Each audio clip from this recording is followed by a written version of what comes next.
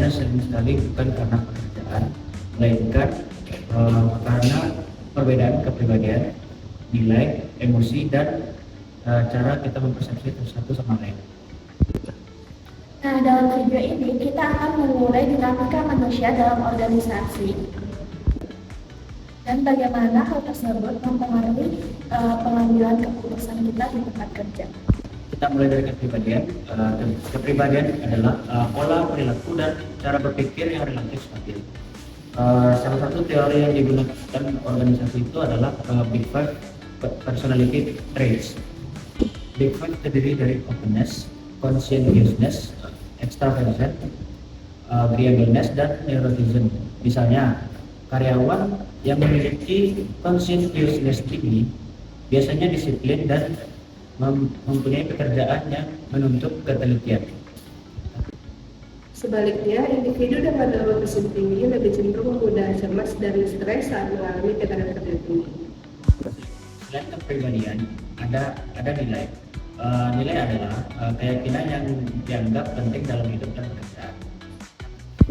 Nilai dibagi menjadi nilai terminal. Nilai terminal adalah tujuan akhir seperti kesuksesan. Sedangkan nilai instrumental itu adalah tujuan mencapainya seperti kerja keras dan. Ketika nilai pribadi karyawan tidak sejalan dengan nilai organisasi, biasanya akan menimbulkan ketidakpuasan bahkan konflik. Oke, sekarang kita masuk ke emosi dan mood. Emosi bersifat lebih spesifik dan intens, misalnya seperti marah, senang, dan bersemangat. Sedangkan mood lebih bersifat umum dan berlalu drama. Dalam dunia kerja, emosi dan mood sangat mempengaruhi performa. Maka dari itu kita penting untuk memiliki emotional intelligence. Pemimpin dengan IQ tinggi mampu memahami perasaan timnya dan tidak bereaksi secara emosional saat menghadapi masalah.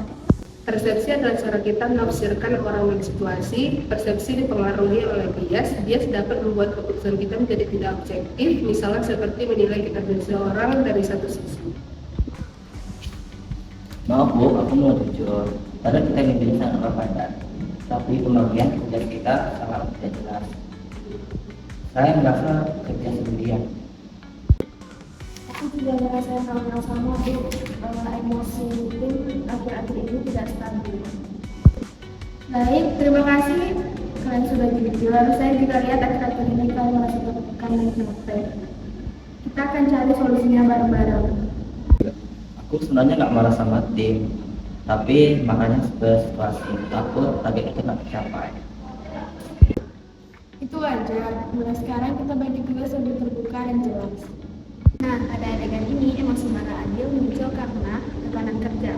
Dikarenakan mood negatif yang berlangsung lama membuat reaksinya menjadi semakin kuat. Dari sisi kepribadian, Adel memiliki tingkat neuroticism yang sangat tinggi sehingga sensitif terhadap stres. Selain dari itu, dari sisi nilai, Adel sangat menjunjung pencapaian target. Aisyah sebagai pemimpin tidak langsung menyalahkan, tetapi memperbaiki persepsinya terhadap sesuatu. Ini membantu pengambilan keputusan yang lebih objektif. Sebagai pemimpin, penting buatku untuk memahami emosional tim untuk mengambil keputusan. Dari contoh tadi, kita bisa melihat bahwa perilaku individu dari organisasi itu bisa dipengaruhi oleh kepribadian, mood, dan persepsi. Dengan memahami hal tersebut, manajer dan karyawan bisa bekerja lebih efektif dan mengurangi konflik di tempat kerja. Lingkungan kerja yang saling memahami dapat menciptakan lingkungan kerja yang produktif dan harmonis.